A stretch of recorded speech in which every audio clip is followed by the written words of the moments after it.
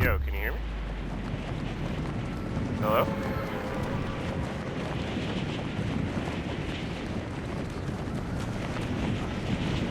Nothing much. It was weird. She dipped down to like 13, like 0.135 for a second, and I bought a million shares and it shot right back up to like 14. I was like, let's go. Say what? Did he? I didn't watch, but I heard something about him getting fact check in the middle of it, and it was like, ooh, whoo.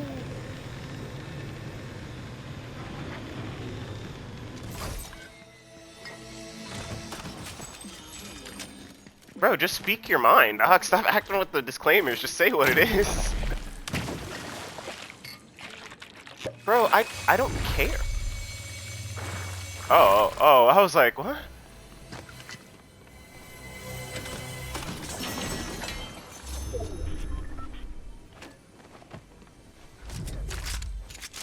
You said a lot of his questions were what?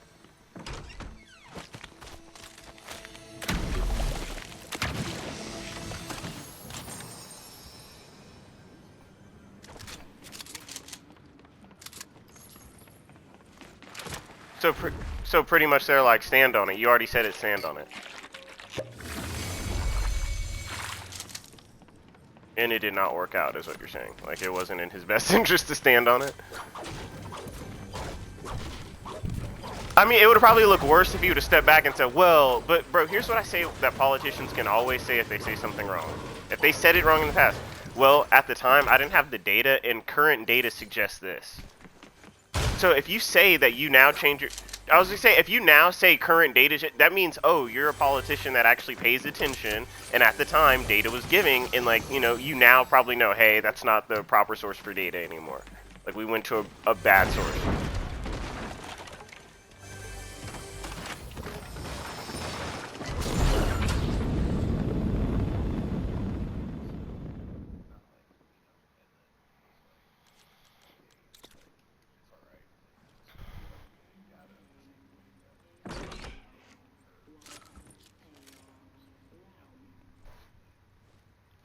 See, but if he did that, that's not a, you know what I'm saying? Like, and bro, you know, I don't have a horse in the race at all. I'm like literally just, you know, listening to what you're telling me, and I'm like, huh, okay, based on that, and based on the facts that I actually know, because everybody knows Gray is about that research, and I actually pride myself on being able to say, like, hey, I was wrong, because I literally only knew this.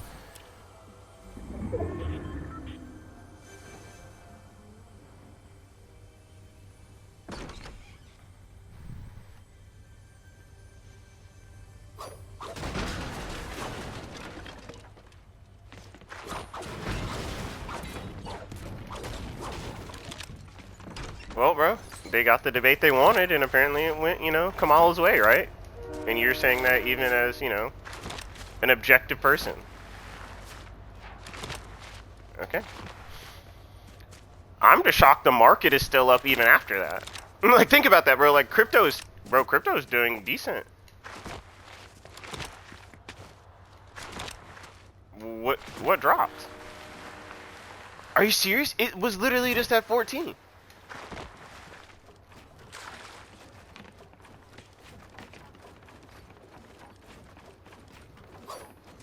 But you know what also went down? Gas, bro. Gas is like 248. And it was funny because I was telling my girl this always happens when yeah, out here gas, it went from, literally it was 319 last week, like on the high end, right? Like you could probably find some from like 280. But bro, like at HEB, gas was 248. I said, boy, what? I almost got a few gallons just cuz. Bro, just like, my car don't even need no gas. I'm at 2/3 of the tank. I might just top off.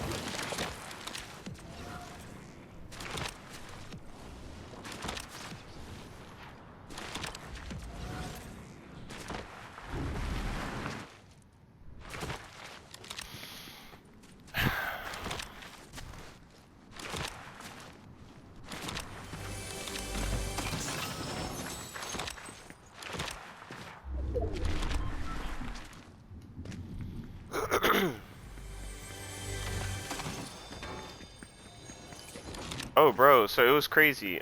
And, bro, I talked to my girl about this because it was just so weird, bro. And I'm going to be honest, this is plaguing on my heart. And, you know, I used to do this when we were in high school, and you would look at me like I was insane. So remember how I give tithes and offering to my church when I was a kid? Like, we would, like, you know, hit licks or whatever. I'm like, oh, well, I got to get, like, 20% to the church, bro. Like, oh, I got my check. Oh, I got to get, like, 15. You know, I would do that. And you'd be like, bro, for what?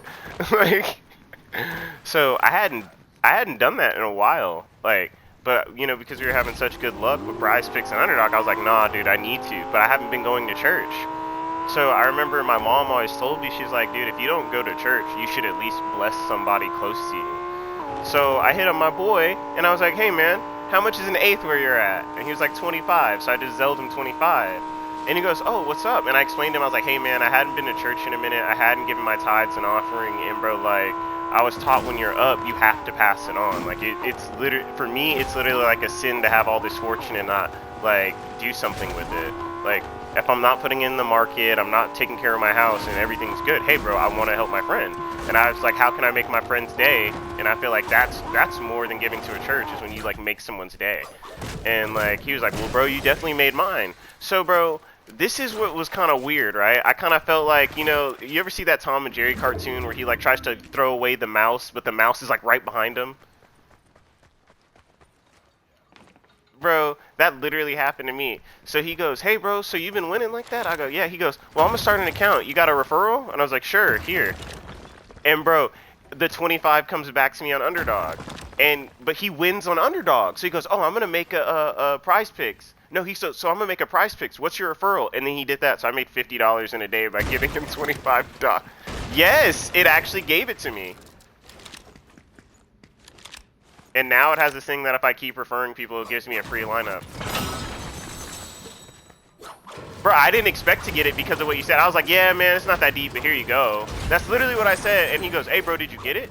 Because, bro, he did a $3 parlay on baseball and won $28. Withdrew that, I guess, and then put the 25 on Prize Picks. He's like, I'm going to just get all this promo money like you and then play the promo. And I was like, bro, that promo be clutching, dog. So I took like $10 of the 25 just to hedge my bets on the no check. Bro, I still can't believe they have O'Malley at 92 hits. That is crazy. And they even have Marab at 79. I was like, that's a more realistic figure. Like, bro, you, like, what? But hey, bro, like, I just took like, and bro, I just started doing this, bro. Because like, sometimes you have that gut feeling that you're just right. But then it's like, bro, you need to, hey, bro, you're going to be wrong. So I literally have just been taking a card that I do and then just making the opposite of it. Like, hey, nah, man, just in case there's an outlier. Or like, you know, oh, Rojas Jr., like, bro, he's a parlay upsetter, bro. Like, because he could just as easily, like you said, like, bro, he's a talented guy. But there's no way that you keep going to, like, your 8th, 9th, and 10th fight in the UFC and you're on a main card, not a preliminary card. And, like, you're just going to keep starching people with holds? Bro, I'm sorry. I just can't see that, dude. Like, you're going to have to start, like, you know, actually hitting people. There's going to be guys. Like, bro, yesterday, if you're watching Contender Series, there's this one dude from Democratic Republic of Congo, right? He's 8-0, all knockouts. No, I'm sorry. He's 8-0 now, but his 7-0 were all knockouts, right? He finally met a dude with a chin yesterday. Like, and bro, I'm saying, like, this dude only had like 40 significant strikes because he was strategically just going for his head, bro. And I'm saying, blah. But he had great takedown defense, and it was throwing that other guy off because he's like, bro, he's wrecking me when we stand up, but I can't get him to the ground. Like, he literally got him to the ground once, and bro, he did this so impressive maneuver. I've never seen this, and this is how unorthodox of a wrestler this guy must be. Ironically, Kamaru Usman discovered him, apparently. He has like a fight league out in Africa where he pulls some of those guys and say, hey, Dana, you need to check this guy. He's real. So, bro, the guy pins him. He literally twists his shoulder, like halfway, but twists his hips the full way. His hip strength and flexibility is something I've never seen before, bro. Like, think about that. To be on your back, twist 180 with your shoulders, and then have your hips twist the 360 so your shoulders follow. It was almost like he wound up, and then his hips, like, had the torque motion. I was like, what? Bro, like, even the announcer's like, bro, what did we just see? Like, that's not, he's like, that's not even good wrestling. That's just raw athleticism. Like, Paul Felder was shook, and so was I. I'm not even gonna lie to you.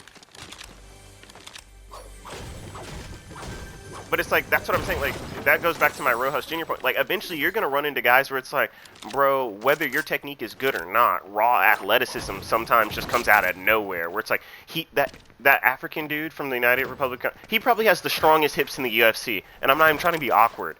That is not a normal motion for humans in general, and the UFC is full of superhumans. I've never seen that.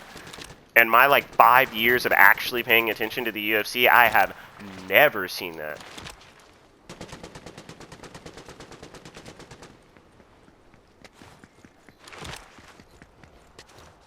I think it's going to be quick, but it might be, like, early, what's it called?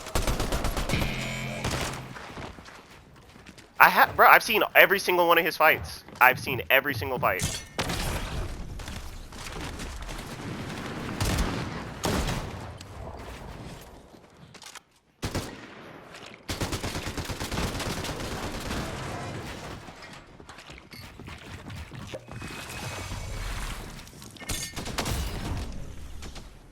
Yeah, and bro, that's fine. But bro, at some point, he still has to hit him, right? Like, I've looked at his stats, bro. Like, the most hits he's ever got is 18. And that was in a knockout. Because he has gotten knockouts before. He has a good stand-up game. But for him, he's trying to say, hey, I got versatility. At a certain point, bro, you're going to have to go to your strengths. And I guarantee he was knocking people out before he was submitting people. And bro, like, Duplessis is one of those guys, he can wrestle, but bro, stand-up wise, he's an 8 out of 10.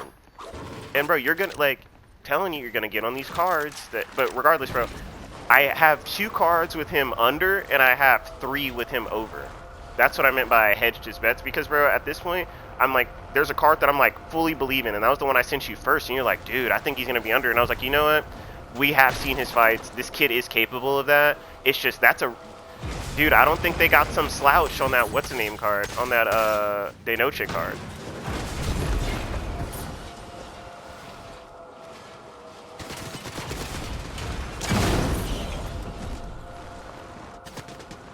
Well, I only placed more because I got all that promo money. It was like 50 bucks in promo money. I was like, yeah, I'm gonna try that.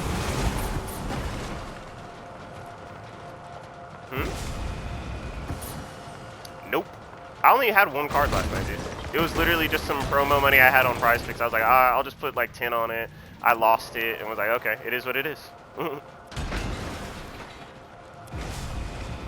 Bro, so here's the thing. I missed by 1 only because, bro, remember how I said I did opposite? Bro, that dude, the last fight, the blonde-haired dude from, God dang it, not the Netherlands, not Australia, New Zealand. Yeah, so he's from New Zealand or whatever. Dude, they said he was going to get it in 37 strikes. I was like, okay, I'll go under on that. He got it in 41. 41. I was like, bruh, 3 strikes. And bro, the whole thing is I believed him. I looked in his stats, and also he's Izzy's training partner, which is wild, bro, because Izzy was speaking on his profile. I don't know if you saw that. You know what also blew me away? What's his name? Peloton's, what's his name? God dang it. I am drawing so many blanks on names today. This is actually really bad. God dang it.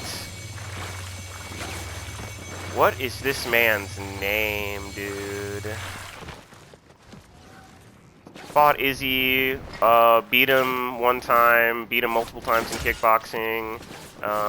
What's the other thing? Yeah, Alex Ferreira. Dude, I could not just get, his name was on the tip of my tongue, just would not come off. But regardless, yeah. So he fights with this one guy that he was on last night, and that dude kept doing eye pokes, and Dana was like, honestly, man, like, no, we don't want you.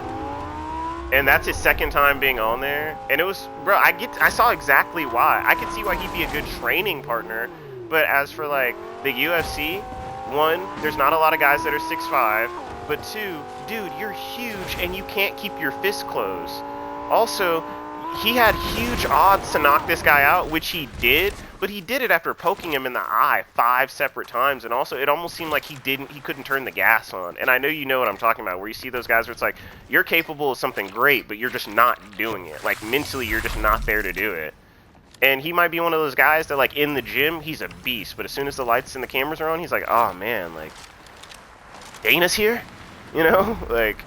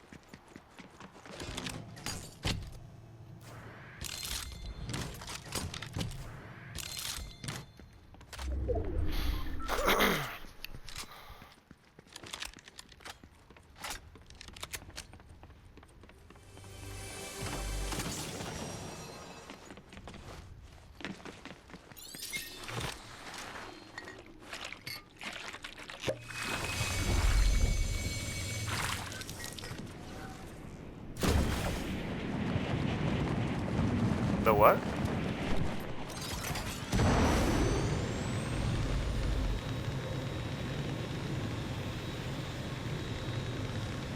What the heck am I watching?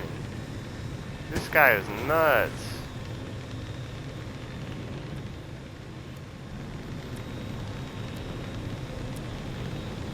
Bro is a demon.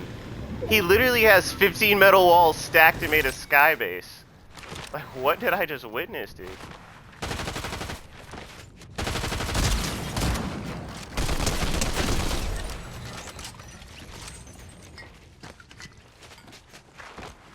In the words of Ozzy Antics, Holy Sky Base.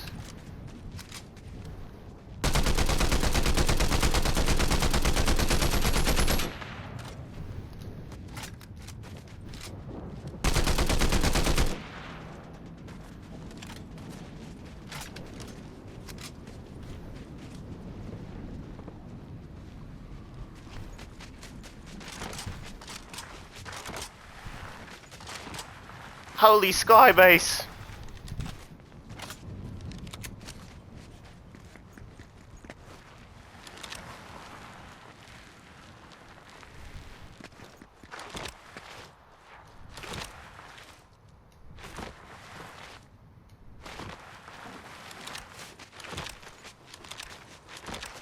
Or is that the month you had a bunch of returns and were pissed off?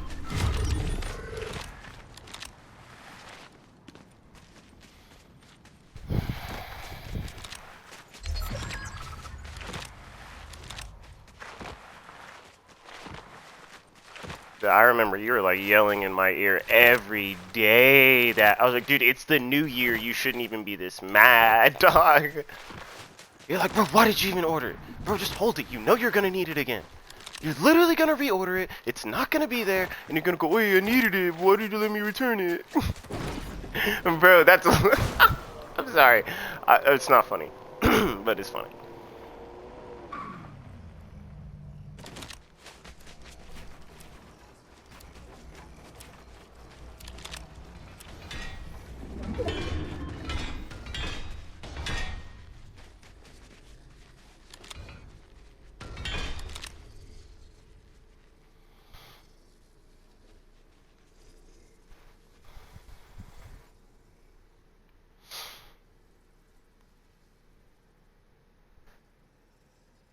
Bro, sometimes Joe Rogan has a guest on there that just horrifies you. They keep talking about vaccines, and I'm just like, oh my god, why? Why?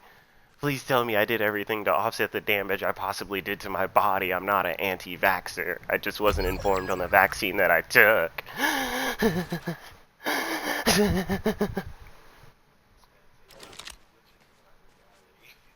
Can I be honest with you, bro? And me and my girlfriend both talked about this. We both, she's like, I experience so much more brain fog now than I did then, and I don't think it's an age thing. And I was like, I agree. Like, I'm a pretty sharp guy, but bro, I couldn't remember Alex Pereira's name. Like, I wasn't really a name guy, but like, bro, I used to like know people that were relevant, you know?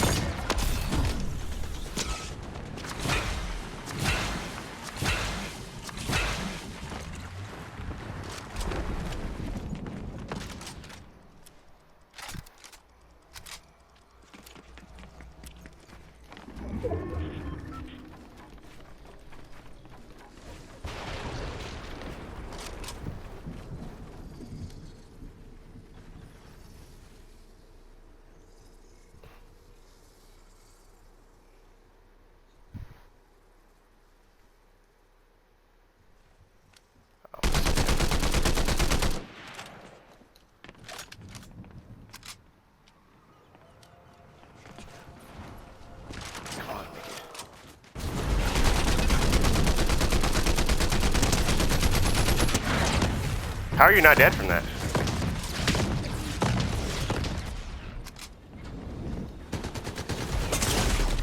Oh no, no!